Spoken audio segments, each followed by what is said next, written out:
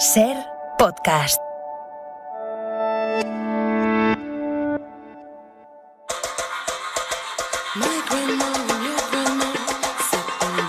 En la cadena Ser, cualquier tiempo pasado fue anterior, con Nieves con Costrina.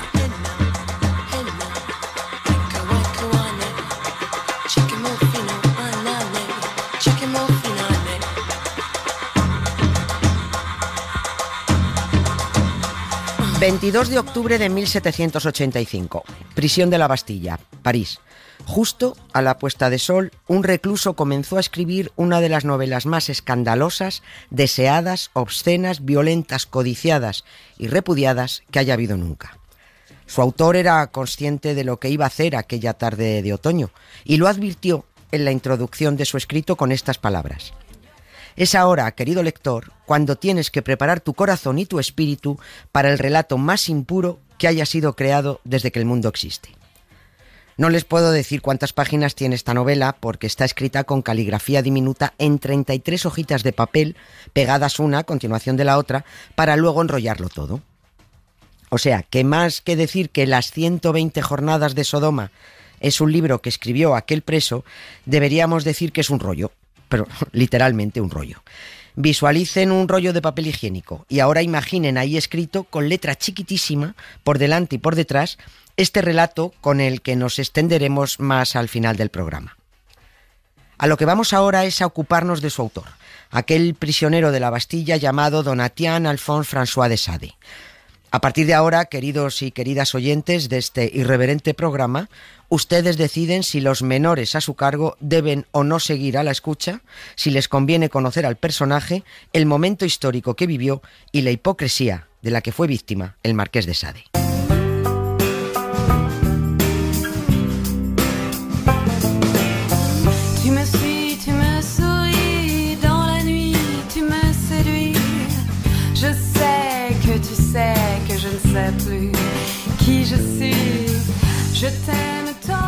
Antes de seguir, y por si les apeteciera saber más sobre este asunto sádico que tenemos que espabilar en menos de una hora, recomendar con muchas ganas el libro de la editorial crítica La maldición del Marqués de Sade.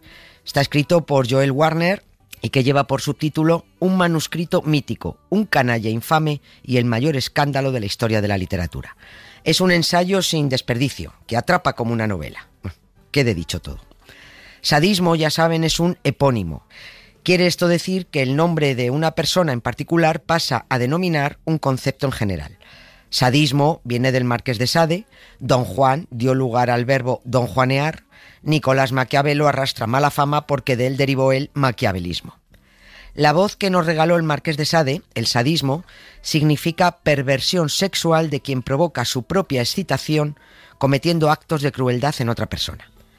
Pero a ver si al final de toda esta historia comprobamos que el Marqués de Sade se ajusta más a la segunda acepción que da el diccionario y que dice crueldad refinada, con placer de quien la ejecuta. Porque el Marqués de Sade era un tipo muy refinado, además de un gran escritor, un buen dramaturgo y dicen que un aceptable actor. La etapa histórica francesa en la que habitó el Marqués de Sade está íntimamente unida a su ciclo vital. Es decir, si hubiera nacido antes de que la Ilustración avanzara imparable por Europa, este hombre hubiera sido otro. Y también hubiera sido otro si el cura que lo crió, su tío, no hubiera ido cepillándose toda parroquiana que veía. Por más que nos pida el estúpido de tu marido,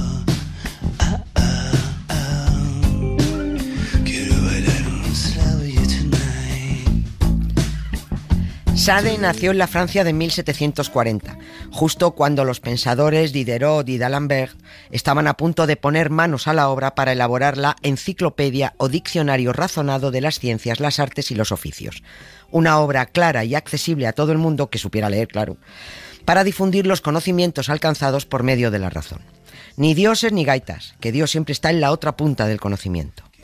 En ese contexto racional, laico, pragmático, materialista y burgués, muy burgués, nació, creció y se desarrolló el Marqués de Sade, un personaje al que se le juntaron el hambre con las ganas de comer. O sea, un contexto familiar desinhibido, un cerebro brillante y unas pasiones que no estuvo dispuesto a frenar, porque si el objetivo del hombre es alcanzar la felicidad, qué mejor que seguir sus instintos y, como canta Joan Manuel Serrat, vencer la tentación sucumbiendo de lleno en sus brazos. El Marqués de Sade hacía en sus escritos una profunda crítica al orden moral que existía a finales del XVIII. Él se lo saltaba todo, pero además lo reconocía y no se arrepentía. Y eso le diferenciaba de quienes hacían lo mismo que él, pero que negaban hacerlo y encima condenaban a quienes lo hacían. Esa es, como bien habrán deducido, la perfecta definición de hipocresía. Por poner un ejemplo más claro, y para no desatender mis obsesiones, es como los curas, que tienen la iglesia cuajada de pederastas, pero intentan distraer señalando los pecados de los demás. Pues eso ocurría en el tiempo del Marqués de Sade, que él acudía a locales de prostitución refinados en París, donde se daban todo tipo de desenfrenos sexuales y a donde también acudían obispos y aristócratas, pero Sade lo admitía sin pedir perdón por ello, mientras los aristócratas y los obispos lo negaban y además señalaban a Sade como pervertido. Soltad a los perros porque me he escapado. Hundad mi colonia en la nariz del galgo. Corred con ganas que esta noche aguanto. Perseguidme a fondo, quiero hacerlo largo. Conozcamos la fascinante personalidad del Marqués de Sade, pero conociendo primero al pequeño Donatien Alphonse François, que nació en París cuando París ya se había convertido en la capital del vicio en Europa. Si recuerdan la película Las amistades peligrosas, con los magistrales Glenn Close y John Malkovich en los papeles de ese par de aristócratas hipócritas, decadentes y sin escrúpulos, seguro que visualizan mejor el París de aquella época prerrevolucionaria. Si conocemos cómo fue la infancia del Marqués de Sade, no solo nos dará pistas de cómo y por qué salió como salió, es que lo vamos a entender perfectamente. Venía de familia noble por parte de madre y de padre. Su madre pertenecía a una rama de la Casa Borbón, era una puritana casi enfermiza, que se alejó de su marido, se encerró en un convento y se desentendió de su hijo. Y el padre era todo lo contrario, era un vividor, feliz de que su mujer se hubiera alejado. Era conde, oficial del ejército real, diplomático y un gamberro a tiempo completo saltando de cama en cama. Por supuesto, también pasó del pequeño Donatien. Alguien tuvo que criar al niño, y esa persona fue su tío paterno, el abad Jacques de Sade. Repito, abad. Un eclesiástico de alto standing y vasta cultura que vivía en un castillo y, dado a todos los placeres carnales imaginables, un día sí y al siguiente también. El abad daba misa por la mañana, por la tarde se entretenía con sus tertulias intelectuales y por la noche su castillo era una juerga con un ir y venir de parroquianas y prostitutas. Es decir, el crío vio cómo su tío el cura se pasaba los mandamientos por el forro, a la vez que disfrutó de todas las atenciones de una amplia servidumbre y tuvo a su disposición una impresionante biblioteca en donde leyó a los clásicos y a todos los autores de moda.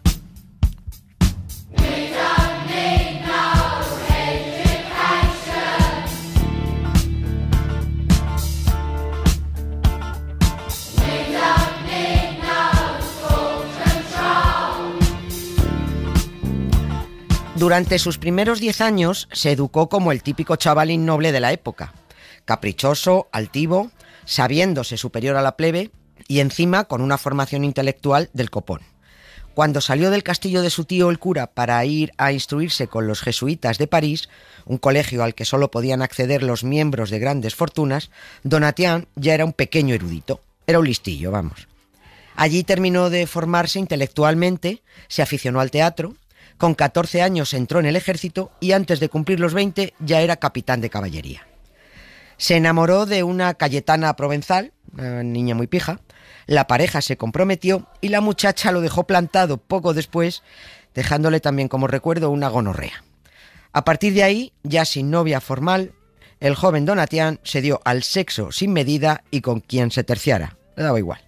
El padre, el mismo gamberro que se había desentendido de él en la infancia y la adolescencia, ahora estaba preocupado en evitar que su hijo saliera tan crápula como él, y le apañó el matrimonio con la hija mayor de un juez.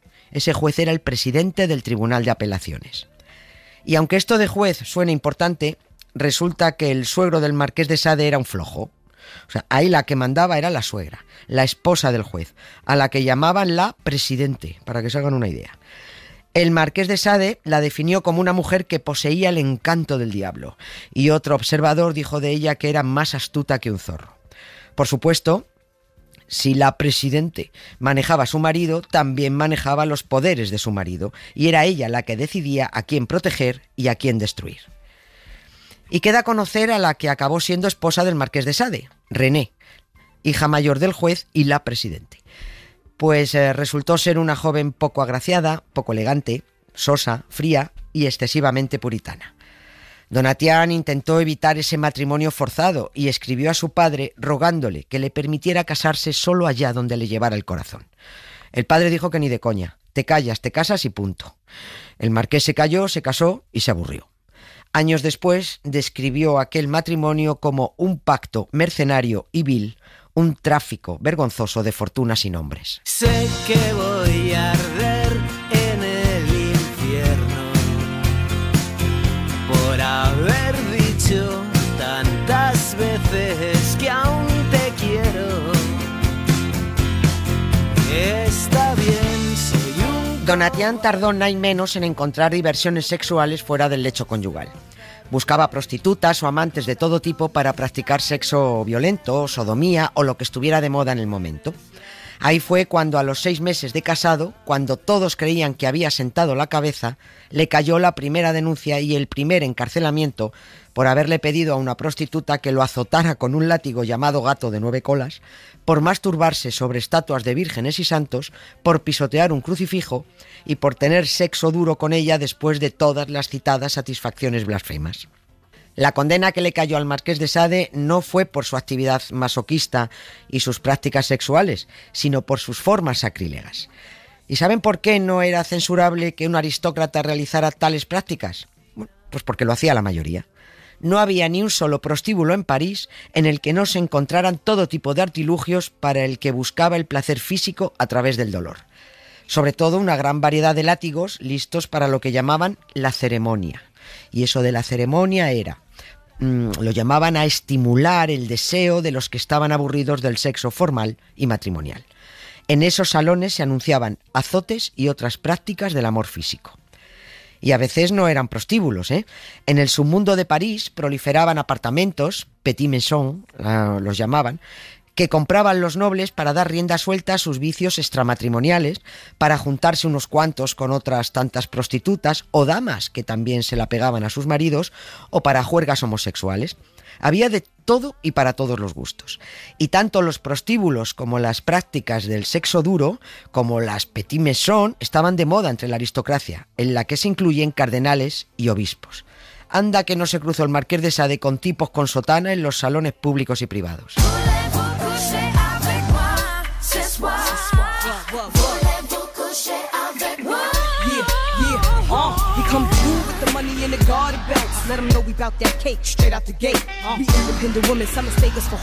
Y otra cosa que estaba de moda era la literatura erótica, a la que por mucho que aplicaran censura, las autoridades no conseguían controlar. Era tan común el masoquismo que había hasta manuales publicados para empaparse bien del asunto. Por ejemplo, un libro escrito por un general llamado Amadeo Dopet, titulado Tratado de los azotes y los aspectos físicos del amor. Y otra obra escrita por un médico inglés que se titulaba Sobre la utilidad de la flagelación. El caso es que al marqués de Sade, aquella primera denuncia le llevó a la cárcel con 23 años por masturbarse sobre estatuas religiosas y pisotear un muñeco crucificado. Y dada su condición de miembro de la alta aristocracia, hubo que pedir clemencia al rey. Por supuesto que influyó decisivamente no solo su importante apellido, sino las maniobras de su suegra, la presidente, que todavía le sacó de los apuros de un par de denuncias más y de otro encierro en prisión. El marqués de Sade pidió perdón por aquellos primeros desbarres sexuales y blasfemos, hasta que se cansó de arrepentirse de lo que practicaba la mayoría, aunque la mayoría no reconociera practicarlo. Se hartó de la doble moral, de la hipócrita aristocracia, de tener que disimular su ateísmo, y tiró por la calle de en medio. Y claro, su suegra también se hartó de quitarle marrones de encima, sobre todo cuando descubrió que el crápula de su yerno no solo era un libertino incorregible que engañaba a su hija mayor, sino que además sedujo a la hija pequeña, con la que se fugó a Italia y que además era soltera. Esto de soltera quiere decir que, a ojos de la alta sociedad, esa muchacha ya había quedado manchada para los restos y no podría concertarse para ella un buen matrimonio de acuerdo a su estatus. El marqués de Sade acababa de echarse encima a una enemiga implacable y poderosa, su suegra, que no paró hasta morder y no soltar el tobillo de su yerno. Y por todo eso, aunque sea lo último que haga, no quiero irme de este mundo sin escupirte a la cara. Y por todo eso, aunque sea lo último que haga, yo no quisiera morirme sin despreciarte en la cara. Resumir aquí la intensa vida del marqués, sus entradas y salidas de la cárcel, sus relaciones, sus perversiones, eso es absolutamente imposible. Pero no se puede dejar de mencionar el caso con el que la suerte le empezó a dar la espalda y con el que comenzaron a esfumarse sus privilegios nobiliarios. Fue el caso de los bombones envenenados. Ocurrió que para una de las orgías que gustaba organizar, contrató a unas cuantas prostitutas de cuyos servicios iban a disfrutar en Marsella tanto él como Latour, su fiel criado y compañero de juergas. Las prostitutas fueron generosamente pagadas y sabían a lo que iban, porque participaban de esos juegos masoquistas habitualmente en los salones parisinos. El marqués llevó, para asegurar un mayor disfrute de aquella orgía, unos bombones hechos con cantaridina. Y la cantaridina es una sustancia que producen unos coleópteros llamados cantáridas. Uno de estos bichos, muy común en la península ibérica y de un color verde fosforito, que también se la conoce como mosca española. Ese producto que dan estos coleópteros es afrodisíaco y te pone como una moto, pero también es tóxico y en cuanto te pasas de la dosis, pues te pones a morir. Vómitos, mareos, diarreas. Fernando el Católico usó la cantaridina para dar la talla con su segunda esposa, con Germana, porque necesitaba urgentemente tener un hijo varón al que dejarle el reino de Aragón y evitar la unión de su corona a la de Castilla, pero nada, no pudo ser. Por mucho sexo que tuviera, el muchacho no llegó a tiempo. Bueno, llegó uno, pero se murió enseguida. Aquellas prostitutas que tomaron los bombones de cantaridina, también llamados pastillas de Richelieu, fíjense, y si a un afrodisíaco se le pone el nombre de un cardenal, pues ya se pueden imaginar la catadura moral del personaje. Las prostitutas, digo, se pusieron a morir, denunciaron al marqués y a su criado por envenenamiento y la cosa se puso seria. What you just made me do, look what you just made me, ooh, look what you made me do, look what you made me do, look what you just made me do, look what you just made me do. I don't like your kingdom keys. Al marqués y a su criado se les juzgó y se les condenó a muerte, pero se libraron porque andaban huidos en Italia. Pasó un tiempo y cuando Sade, ya sin un duro, regresó a Francia creyendo que de nuevo se le perdonarían sus excesos gracias a su posición, lo trincaron. Su suegra seguía mordiendo el tobillo y le iba a hacer pagar caro las traiciones con sus dos hijas. Comenzó para el marqués de Sade un encierro, primero en una prisión cerca de París y luego en la fortaleza de la Bastilla, donde dejó el manuscrito con el que hemos comenzado este repaso biográfico y que tendrá su complemento de aquí a un rato. Con la toma de la Bastilla por los parisinos aquel histórico 14 de julio de 1789 y el triunfo de la Revolución Francesa, la suerte se le puso otra vez de cara al marqués, pero durante un rato, porque recobró la libertad. Pero cuidado, que el marqués era sospechoso porque era aristócrata y los revolucionarios se la tenían jurada a esa fauna privilegiada. Además, al marqués no le quedaban amigos, su familia había renegado de él y estaba sin blanca. La escritura era su única salvación. Pero ojo con lo que escribía, que los republicanos no dejaban pasar una, y ante la mínima sospecha de que un relato o una novela fuera contrarrevolucionaria, aunque no lo fuera, te la liaban. Y se la liaron. Otra vez detenido. Anduvo de prisión en prisión durante meses, y cuando solo faltaban 4 días para que la guillotina le rebanara el pescuezo, se puso fin de la noche a la mañana con la época del terror francés, cuando a Robespierre se le fue la olla guillotinando gente. Y oye, se suspendieron todas las ejecuciones, entre ellas la del marqués.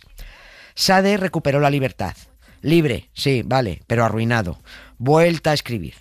Y a su anterior novela de éxito, se titulaba Justine o los infortunios de la virtud, se sumaron La filosofía en el tocador, La nueva Justine, Juliette o las prosperidades del vicio, todas en su línea pornográfica, claro, y todas muy bien recibidas por el público.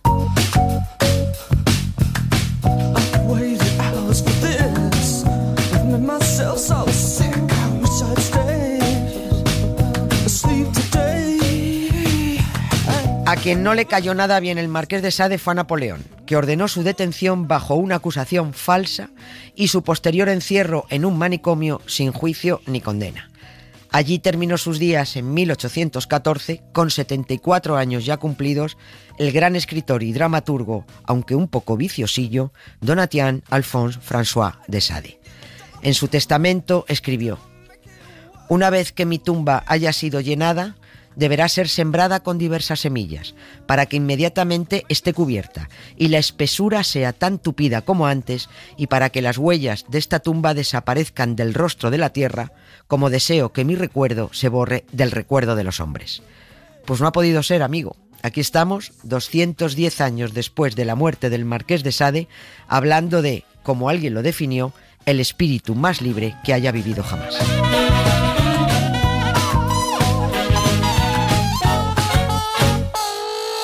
Historias con sonido. Cara A. Con Emma Vallespinós. Turno de la primera historia con sonido de hoy. Hola, Emma. Hola, Nieves. Hoy que la cosa va de perversos y perversiones, la música de nuestra cara A la protagoniza una de las canciones de la banda sonora de la película Saltburn, de la multipremiada Emerald Fennell, un thriller con tintes de comedia negra que aúna sexo, crímenes, venganza y clasismo. El protagonista es Oliver, un joven raruno inadaptado que empieza sus estudios en Oxford y enseguida se siente fascinado por un compañero, Félix, aristócrata, popular, ligón y asquerosamente rico. Cuando acaba el curso, Félix, conmovido por las dificultades vitales de su nuevo amigo, lo invita a pasar el verano en su castillo, ¿no?, con su familia. A lo ponga un pobre en su mesa, pero en versión ponga un pobre en su mansión de la campiña inglesa, y se lía parda. La película termina con una escena de la que no podemos dar muchos detalles porque es pronto para hacer spoilers, pero hay un baile y una canción. La canción que escucharemos ahora, Murder on the Dance Floor, de Sophie Ellis Bextor. Saltburn. Ay, no había oído. Sí. Eso hay que verlo. Lo que aprendo contigo, hija mía. Ay, la escuchamos. It's murder on the dance floor.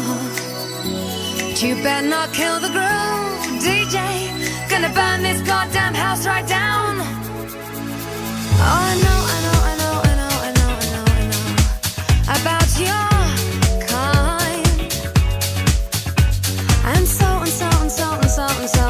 so I'll have to play.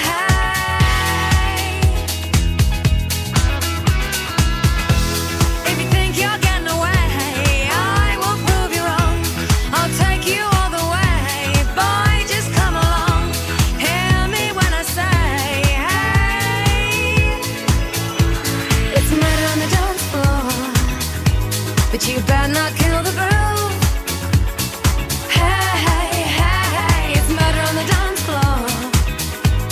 You better not steal the moves, DJ. Gonna burn this goddamn house right down. Oh, I know. There may be others, and so. You'll just have to pray.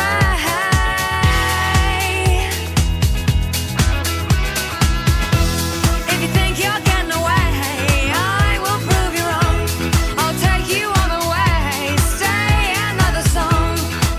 Contarte el arte. Ana Valtierra.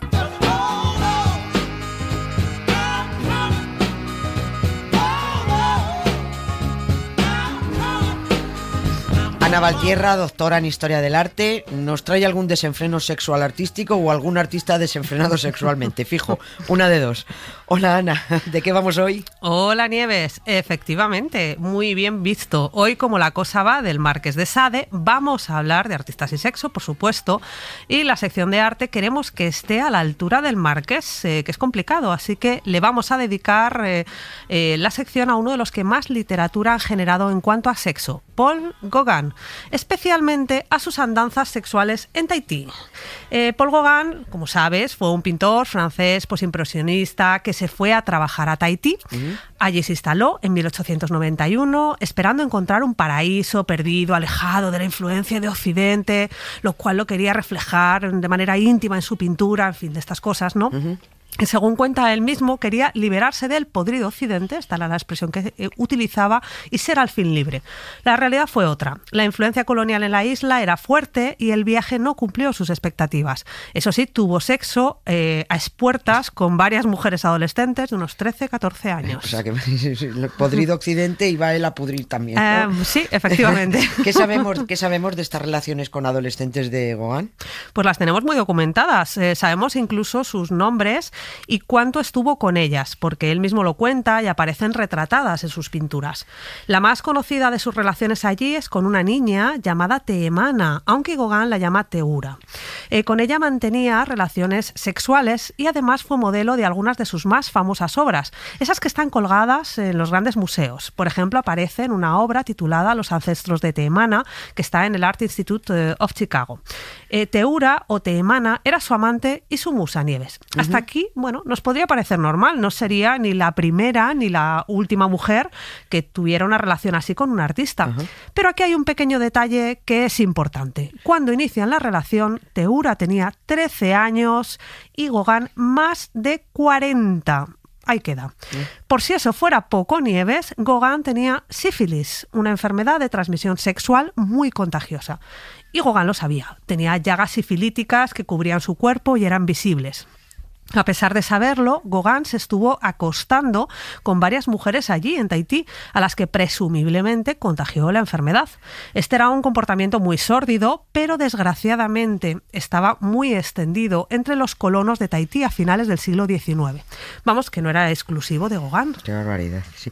Oye, dada la época de la que hablamos, estarían permitidas las relaciones con menores en Tahití. Esto me lo estoy imaginando, ¿no? Lo están ahora en varios países, sí. ¿Cómo no iban a estar permitidas antes, no? Efectivamente, estaba tan normalizado y tan regulado el poder hacerlo que hasta se casaban con ellas. O sea, es algo muy loco. Era muy habitual a finales del siglo XIX que los colonos franceses tomaran como esposas a nativas que a menudo eran niñas, como el caso de Teura. Este matrimonio, como muchos otros, los arreglaba la familia a cambio de dinero o estatus social. Estas adolescentes con las que se casaban se llamaban vahines. Los hombres tomaban vahines no solo por el sexo, esto es curioso, que también, sino para tener comida. En Tahití en la época no había comercio como tal de alimentos, o había poco. Lo que había eran las familias tahitianas que se procuraban cada una su alimentación, o pescando en las lagunas o recolectando en las montañas. Así que Gauguin, en vez de recoger la comida él mismo, se casó con una vahine para que le mantuviera la familia de ella. ¿Has visto? Sí, no está mal pensado. Bueno, porque tener una vahine te daba acceso a frutas, a pescado y a sexo, claro. Bueno, ni siquiera, Nieves, eran matrimonios jurídicamente vinculantes. Es decir, cuando se cansaban de una, pues se casaban con otra. Gauguin tuvo, sabemos, al menos 3 vahines allí. Joder, este tío pintaba muy bien, pero tenía mucho morro, ¿no? Sí, un poco sí. Bueno, llegó un momento en el que Teura se negó en redondo a continuar su relación con el pintor. Imagínate, con 15 años, esta niña se tuvo que plantar y decir a un Gauguin ya más cerca de los 50 que otra cosa: hasta aquí hemos llegado, no quiero seguir acostándome contigo. Se negó a vivir con él y él siguió pico pala insistiendo y mandándole regalos, que los regalos también lo sabemos, eran collares de cuentas y anillos de latón. Bueno, no se mató con los regalos, es cierto, ¿no? Bueno, sabemos que ella sentía repulsión por Gauguin, con razón, que se quedó embarazada, lo cual cuenta el propio pintor en una carta. Del niño no sabemos qué fue, lo más probable es que fuera adoptado, que era la costumbre de estos casos dentro de la sociedad tahitiana. Vamos, que Gauguin parece que no se ocupó del niño. Ay, hijo, madre mía, qué cuajada. ¿Cómo era el día a día entre ellos? ¿Hay datos sobre esto? Porque estaba todo muy documentado. Sí, Gauguin dejó por escrito muchos detalles de esta relación, pero en estos relatos hay más mentiras que verdades. Gauguin escribió un libro que se llama Noa Noa. Noa Noa, traducido, quiere decir perfumado. La idea del libro era explicar su viaje y sus pinturas a un público que no conocía la cultura tahitiana. Te preguntarás, ¿a qué perfume se refiere? ¿A las flores? ¿A la brisa del mar? ¿A qué huelen las nubes? ¿A qué huelen las nubes? ¿A qué huelen las nubes? Esa es la mejor. ¿A qué perfume se refiere? Pues el perfume al que se refiere y que da nombre a su libro no procede de la naturaleza de la isla, sino de las mujeres tahitianas, a las que, como estamos viendo, él había olido bien de cerca. Él decía, y abro comillas, emanaba de ellas un perfume mezclado, animal y vegetal, perfume de su sangre y perfume de las flores de gardenia que llevaban en el pelo. Fin de la cita. No, bueno, no, bonito estaba bonito dicho. ¿Qué mentiras sobre sus relaciones sexuales han detectado los investigadores de Gauguin? Porque le han pillado. Oh, por todos lados, por todos lados. Bueno, en el relato que hace Gauguin de su idilio con Teura, describe las noches juntas. Gauguin dice que mientras yacían en la cama, todo muy romántico, ¿no? Ella le contaba los antiguos mitos de la isla. Ten en cuenta que él siempre la pinta o nos quiere vender la idea de la isla en estado puro, indígena, él en contacto con la naturaleza más virgen, además de con las vírgenes de la isla, ¿no? Todo muy romántico. Todo muy romántico, sí. Pero no era cierto. Teemana era cristiana y no tenía ni idea de mitología tahitiana. En estos años los misioneros cristianos ya habían arrasado en la isla con las antiguas creencias, así que los viejos mitos tahitianos no solo estaban olvidados, sino que procuraban ocultárselos a las mujeres, como todo ya sabes, ¿no? Uh-huh. Pero ojo, porque vamos a rizar el rizo. Gauguin era un hombre casado. ¿Cómo casado? ¿Te refieres a más casado todavía porque con Teura se casó? Sí, perdón, que me lío. Me refería a más casado todavía. Concretamente con una danesa llamada Mette Gad, con la que tuvo 3 hijos. Oye. De aquellas, sí, se fueron a vivir a Copenhague. Y ella era la que les sostenía, esto tampoco es nuevo, en casa, porque ella daba clases de francés a futuros diplomáticos y pagaba todo. Hasta que se hartó de mantener a Gauguin y le pidió que se fuera. La separación la formalizó Mette Gad en 1894, es decir, después de que Gauguin tomara como vaine a Teura. Pero vamos a subir la apuesta, Nieves, vamos a ir más allá. Cuando Gauguin se fue a Tahití, no solo estaba casado, sino que tenía una amante llamada Juliette Huet, una joven costurera de París. A Juliette Huet la dejó para irse a Tahití estando embarazada de la que sería su hija, Germaine Huet. Así que tenemos a Gauguin con esposa, amante, 4 hijos documentados, yéndose a Tahití ahí a seguir esparciendo a lo loco su semilla, ¿no? A lo loco. Estrés, por favor. Sí, ¿verdad? Sí, hombre. Bueno, porque en Tahití, además, Gauguin tuvo 3 vaines, que sepamos. ¿Vale? Que sepamos. Teura se quedó embarazada al menos una vez, sigue sumando. Y Paura, la hija de unos vecinos que tenía 14 años, le dio 2 hijos más. En fin, Nieves, demasiados líos sexuales de Gauguin que por lo menos nos dejaron pinturas bonitas. Pues menos mal, porque vamos, con Gauguin mejor ponerse orejeras y mirar solo sus pinturas. Así no lo vemos a él. Muchísimas gracias, Ana. Gracias, Nieves. ¿Cuánta razón tienes? La invitada, con Jesús Pozo.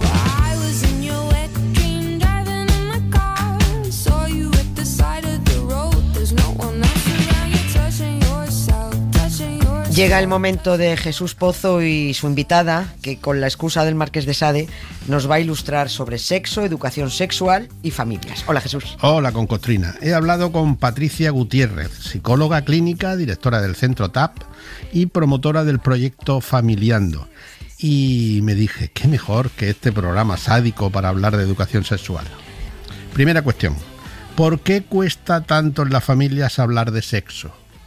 Nos cuesta hablar de sexualidad porque entendemos que estamos hablando de sexo, y para mí hay que hacer una diferenciación aquí muy importante. La educación sexual no es sexo, no es el acto en sí o el momento, o fíjate, es más, ¿no? Yéndonos a comportamientos o a conductas concretas, no es la penetración, es la afectividad, es el consentimiento, son los placeres, es el deseo, es el explorar tu propio cuerpo. Cuando lo incorporas desde que son pequeños, les vas acompañando en su discurso. Lo importante para los niños es que perciban en las familias que haya apertura a preguntar y a explorar, porque lo que no les cuentes tú lo van a buscar fuera. Eso es así. Segunda cuestión, ¿desde cuándo son conscientes los niños de que tienen sexo? Los bebés se tocan los genitales, pero no se tocan desde la estimulación o desde el deseo o desde la necesidad de sentir placer, se tocan desde la exploración y porque tienen una curiosidad, porque hay ciertas partes de su cuerpo con las que tienen receptividad en placer. Por lo tanto, tú ves a bebés con 6, con 8, con 9 meses, con 15 meses, que se tocan y se exploran. Y tenemos muchos padres que inhiben esa respuesta diciendo que eso está mal. Y yo siempre les digo, no debe ser el mensaje. Tienes que explicarle que en un contexto público no es aconsejable que en un contexto público con otras personas, en una mesa, sentados en un restaurante, se exploren sus genitales, pero que lo pueden hacer en el ámbito privado. Y que les pregunten y que les digan, porque todos los niños tienen esas características. Entre otras cosas, Jesús, fíjate, si es tan sencillo de entender si somos seres sexuados, que si no, los humanos como especie estaríamos extinguidos si no tuviéramos el instinto sexual. Es que es tan sencillo como eso. Entonces necesitamos tener el instinto sexual para procrear como cualquier otra especie animal. Se nos olvida que somos animales. Bueno, animales de bellota a veces, ¿sí? También. Y estamos en la cúspide de los depredadores, además. Sí, animales que saben conversar, pero que les cuesta hablar con sus hijos de temas como este. Los padres muchas veces, los papás y las mamás, no sabemos cómo responder a ciertas preguntas porque tenemos la respuesta adulta. Vayamos a las fuentes educativas para ver cómo yo le explico a un niño de 8 años que me ha preguntado explícitamente, oye papá, oye mamá, ¿qué es la masturbación?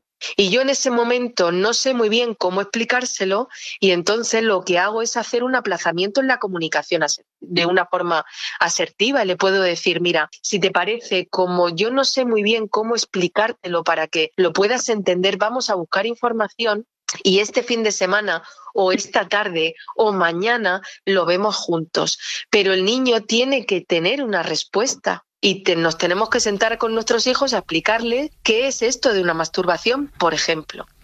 Nosotros la verdad es que somos de esa generación que hemos crecido sin explicaciones de ningún tipo. Se nos ha olvidado cómo en algunos colegios nos decían a los niños que la masturbación te dejaba calvo o te llenaba de granos. Eso es tremendo. Y de las niñas ni hablamos, en fin. Si nosotros no somos capaces de llegar verdaderamente a nuestros niños y a nuestras niñas y explicarles cómo es la conformación de la identidad sexual, desde dónde debemos canalizar nuestro deseo, ¿qué es esto del consentimiento? O sea, es que debemos explicarles los afectos. Si eso no se lo explicamos, fíjate a qué fuentes se pueden ir. Se pueden ir a fuentes directamente de la filmografía, ¿no? De fuentes pornográficas, incluso a películas con tintes eróticos, pero que donde el rol del hombre y la mujer, bueno, pues tener esos tintes, ¿no? Con esas miradas machistas de uso, de hacer objetos, especialmente a las mujeres. Pero te digo que especialmente a las mujeres y también los hombres lo sufren mucho, porque nos encontramos en clínica con adultos, con varones, que no tienen una sexualidad sana porque están en la presión y en la autoexigencia de no fallar, ¿no? De exigirse tener grandes destrezas en la sexualidad por cómo han visionado, cómo han visto a la industria de la pornografía. Y entonces también hay que reeducarles en lo que es la sexualidad masculina. Claro, fíjate, es que sin información, sin educación, llegan las manadas, llega la difusión de fotografías, llega el acoso en redes sociales, o sea, todo mal, todo mal. Y el peligro de que muchos niños confundan la pornografía con la normalidad de las relaciones sexuales. El acceso a la pornografía cada vez es anterior en el tiempo, ¿no? En la edad, porque nuestros jóvenes tienen acceso a muchos dispositivos, pueden acceder a contenido pornográfico siendo muy jóvenes y no entendiendo lo que ven. Y si además pertenecen a una estructura de crianza en la unidad familiar de origen o están en un centro educativo donde no se les acompaña a la exploración en la sexualidad, van a entender con 11, con 10, con 13 años que lo que están viendo es lo normal. Pero sí que debes hacer una explicación pedagógica de las escenas que se ven, la asimetría que hay entre los hombres y las mujeres no es real y que hay ciertas prácticas sexuales que por mucho que en el visionado se vean como disfrute, luego en la realidad no son prácticas pensadas para el disfrute, están hechas para el consumo, porque no podemos obviar que la industria pornográfica gana dinero. Ya está. Qué barbaridad, si es así, ¿eh? Bueno, supongo que Patricia Gutiérrez nos va a aportar, o te ha contado, nos ha dado recomendaciones y o soluciones para esto, ¿no? Como siempre supone, muy bien con Costrina.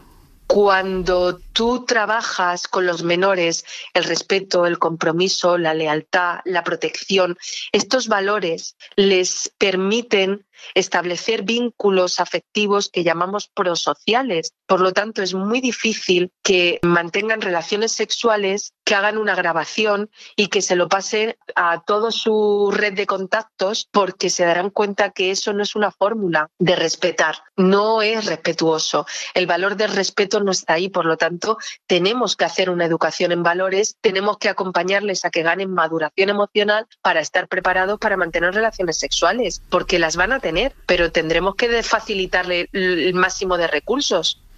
Insiste nuestra invitada también en que hay que mejorar mucho la educación sexual que se da en los colegios y los institutos. No podemos tener únicamente una mirada de educación sexual como en muchos colegios la dan, solamente la parte biológica y las enfermedades de transmisión sexual. O sea, te cuento mecánicamente cómo se mantienen relaciones sexuales y cómo es esto de la reproducción sexual.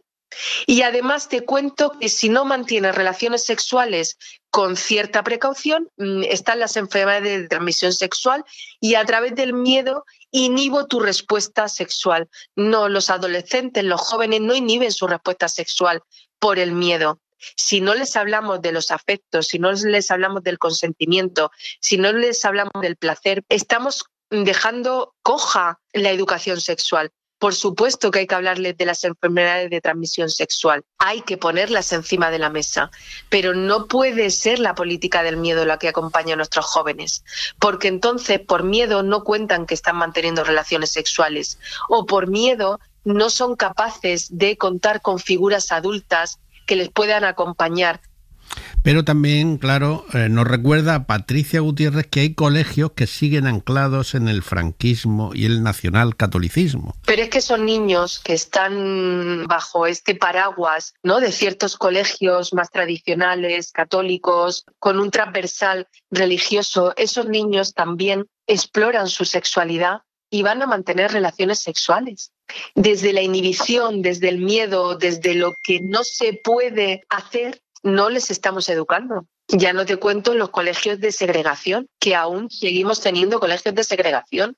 Es que esos niños o esas niñas no van a tener encuentros sexuales igual a la misma edad que cualquier otro adolescente. Y hay que educarles y hay que acompañarles. Y educarles no es adoctrinarles, es educarles. Y también es importante que no siempre se está preparado, que aunque el adolescente se perciba muy mayor, muy maduro, con 13, con 14, con 15, con 16 años, uno no está preparado emocionalmente para mantener relaciones sexuales, aunque biológicamente sí estemos preparados para ello. Por otra parte, el problema también está en quién educa a los educadores. La comunidad educativa, los educadores, que son nuestra referencia y que tenemos que tener la capacidad de preguntarle a un adulto experto, oye, esto que está pasando, o mira lo que me ha sucedido, o cuando mantengo relaciones sexuales, esto es lo que me pasa. Necesitamos educar, pero claro, para eso necesitamos en los centros educativos formar a profesionales, que muchos profesionales no tienen una formación específica sobre sexualidad, sobre educación sexual, y luego necesitamos colegios que estén abiertos y que inviten a formaciones a los profesionales que vienen de fuera a contar qué es la educación sexual en las diferentes etapas. Y te hablo de primaria y te hablo de secundaria. Por supuesto, bachillerato. Pero el trabajo hay que hacerlo en primaria y en secundaria. Desde luego que sí. En resumen, como siempre, educación, educación y educación. Pero seguimos en las mismas. La verdad es que los del siglo pasado, que no hemos salido muy averiados, es porque contábamos con la ventaja de no estar muy mediatizados por las redes sociales, no, ni el WhatsApp, ni los móviles, ni leches, ¿no? Jugábamos más en la calle. Había más calle, más calle. Patricia Gutiérrez, psicóloga clínica, directora del Centro TAP y un animal racional necesario. Gracias a los dos, Jesús. Adiós. Esto era un gato con los pies de trapo y la cabeza al revés. ¿Quieres que te lo cuente otra vez? Cuéntame un cuento y verás que contento. Me voy a la cama y tengo lindas señas. Cuéntame un cuento.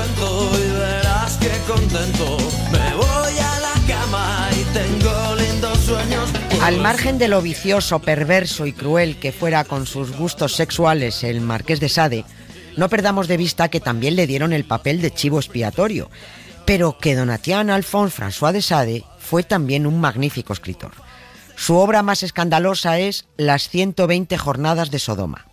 157.000 palabras volcadas en aquel rollo de papel a lo largo de 37 días y escribiendo entre las 7 de la tarde y las 10 de la noche, cuando los carceleros de la Bastilla no pudieran descubrirlo. En la actualidad, Las 120 jornadas de Sodoma es uno de los manuscritos no solo más caros, sino también más valiosos del mundo, y según la mayoría de los bibliófilos, el más célebre. Es un relato pornográfico, es libertino, obsceno, lujurioso, violento. Pónganle los peores adjetivos que encuentren, pero es una exclusiva pieza literaria no solo por su contenido, sino por las circunstancias en las que nació, por cómo se descubrió y por su periplo a lo largo de 230 años, hasta que lo adquirió el último coleccionista en el año 2014 por 7 millones de euros. Ahora bien, Las 120 jornadas de Sodoma no es ni la mitad de pornográfico, obsceno y violento que, por ejemplo, Mein Kampf. Más que nada porque el libro de Hitler salió de una mente enferma y malvada como manual para la ultraderecha, y la obra del Marqués de Sade, además de estar bien escrita, es ficción. Hitler era un zoquete que escribía como el culo.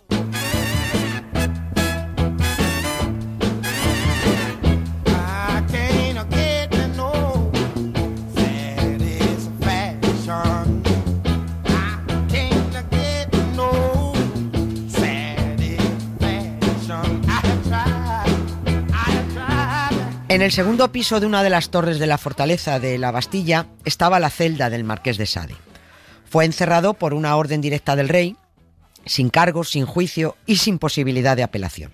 Estaba previsto que nunca abandonara su encierro y que entre los muros de aquella prisión se evaporara la memoria de aquel libertino. Eso sí, gracias a su condición de aristócrata y puesto que no iba a salir de allí, se le concedió el privilegio de tener una biblioteca con 600 libros, ojo, con autores como Newton, Homero o Shakespeare, toallas de hilo, cojines, tapices que hicieran más cálida aquella estancia de aire viciado, frascos de exquisitos perfumes y consoladores. Tenía una magnífica colección de consoladores fabricados de encargo en maderas nobles por un carpintero. Al marqués no le faltaba de nada para el bien vivir en su celda octogonal en la Bastilla. Pese a que su mujer desistió de perdonarle tanta traición y tanto vicio al margen del matrimonio, no dejó de tenerle bien surtida la despensa para hacerle su encierro más llevadero. Era un noble de gustos refinados, que menos que hacerle llegar paté de anguila, pasteles de chocolate, pajaritos fritos envueltos en bacon. Una pasada de calorías que aparentemente le hicieron la vida pues más agradable, pero también le provocaron obesidad, gota y almorranas. No se puede tener de todo, más que nada porque en aquella celda su único ejercicio era mental, leyendo y escribiendo, y eso no quema calorías. I like my town with a little drop of poison.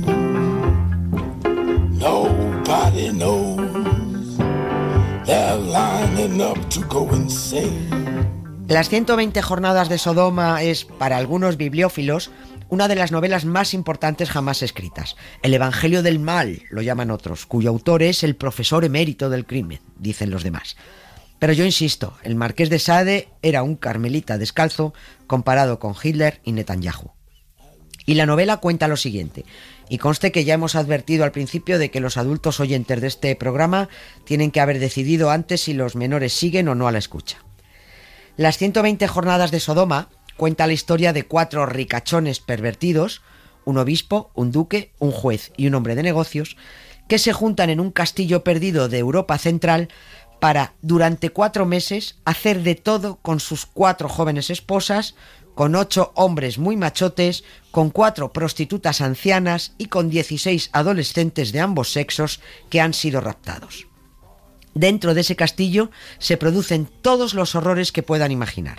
Sangre por un tubo, sexo disparatado, crueldades bestias, y así lo advierte uno de los criminales protagonistas, el duque, en la primera de las 120 jornadas. Ya estáis muertos para el mundo, y solo respiraréis para nuestros placeres. All around me are familiar faces, worn out places worn-out faces, bright and early for their daily races, going nowhere. No hay que dejar de decir que el libro del Marqués de Sade empieza con un argumento ordenado y eso, la verdad, acaba siendo un festival gore sin orden ni concierto. A mediados del siglo XX, el filósofo francés Georges Vatel lo leyó y dijo que nadie, a menos que sea totalmente insensible a él, puede terminar las 120 jornadas de Sodoma sin tener náuseas. Pero lo cierto es que cuanto más se denostaba y se decía que ese libro no podía ni debía leerse, más ganas daban de leerlo. El valor de este manuscrito está sobre todo en las circunstancias de su hallazgo y en que existe el original que salió del puño y la letra del célebre Marqués de Sade, a quien vino a salvar de su perpetuo encierro la Revolución Francesa. El 14 de julio de 1789, los parisinos tomaron la Bastilla.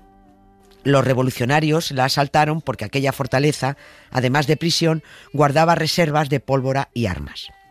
Cuando abrieron las celdas, allí solo quedaban 7 prisioneros. 4 falsificadores, un tipo acusado de haber intentado matar al rey hacía muchos años, un aristócrata acusado de incesto y un irlandés que estaba como una regadera y que tan pronto decía ser Julio César como se creía Dios. El Marqués de Sade había volado.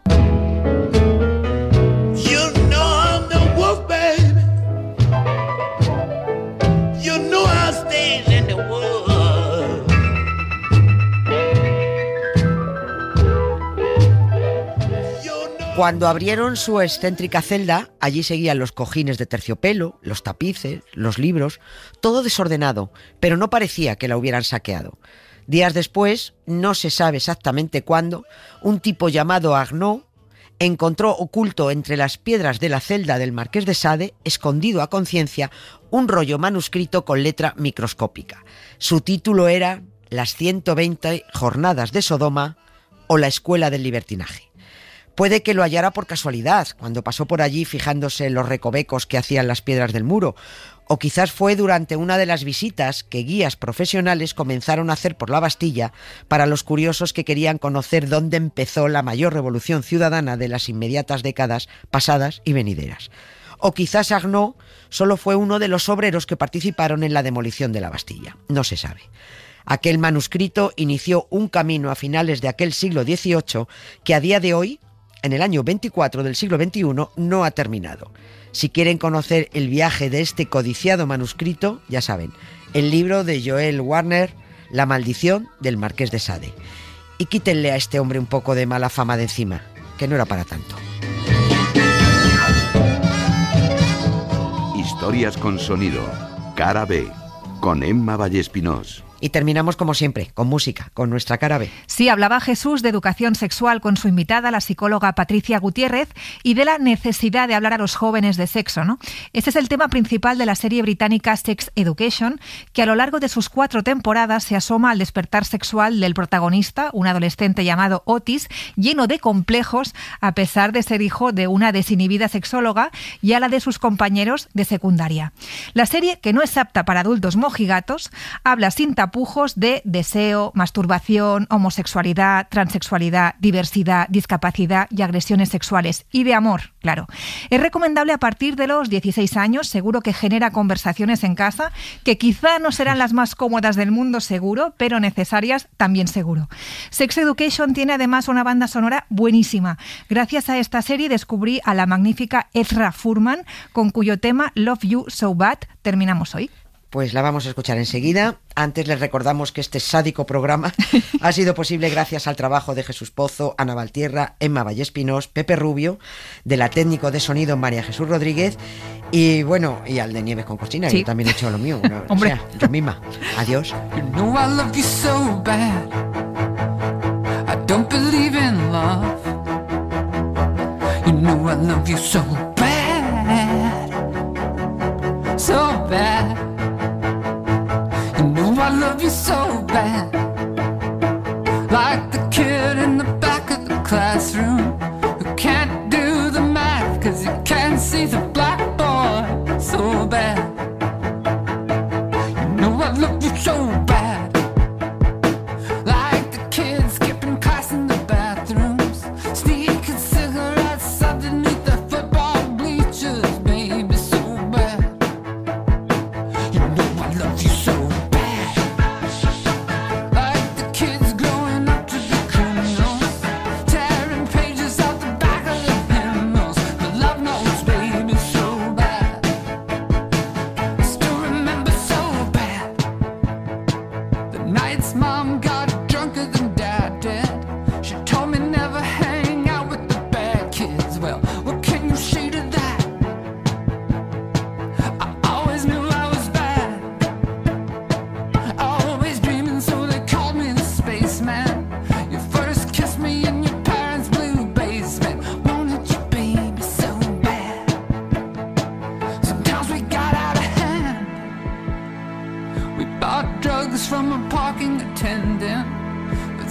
nights in your car were transcendent. Loved you, baby, so bad. You know I loved you so bad. Somehow you got yourself accepted to college. You said there had to be a way out of all this garbage, small town rat trap. You moved away, that was that. You still sent me the occasional email. I got a dumb job working in retail. Miss you, baby, so bad.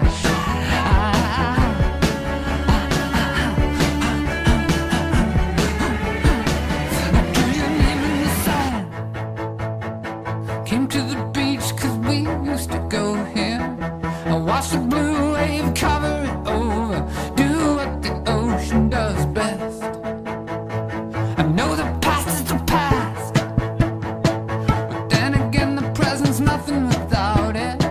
I feel fine, don't even feel sad about it. I just love you, baby, so bad.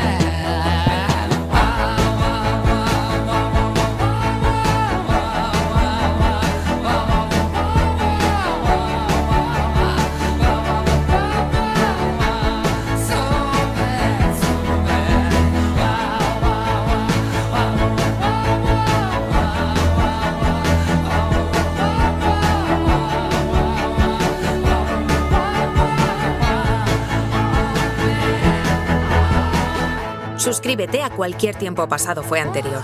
Todos los episodios y contenidos adicionales en la app de Cadena Ser y en nuestros canales de Apple Podcast, Spotify, iVoox, Google Podcast y YouTube. Cadena Ser. La radio.